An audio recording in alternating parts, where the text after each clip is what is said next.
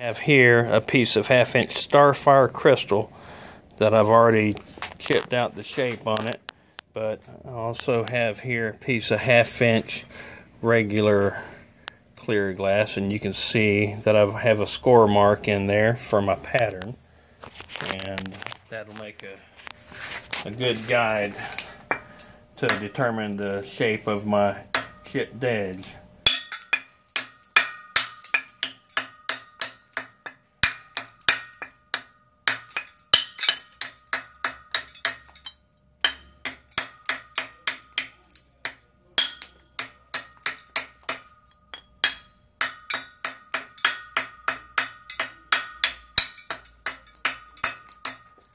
See how fast that went.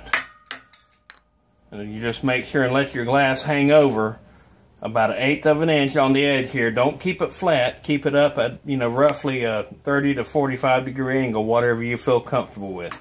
And just barely catch the edge. Don't get too greedy. Don't get too aggressive and try to knock off more than you think is safe. But just keep working at it, and the more you practice, the better you'll get. Just do not get in a hurry like I did there. Take your time until you get comfortable. Okay, now for the edge work. You want to make sure to get a good belt sander, and this is Makita 9031. It's an 1.1/8" wide sanding belt. You want to start off with an 80 grit and then work your way up to a 220. From the 220 you go to I think this is a 400 grit, and then always keep a worn out 400 grit after you use a fresh 400 grit. And so this one basically you can use for 2 different stages.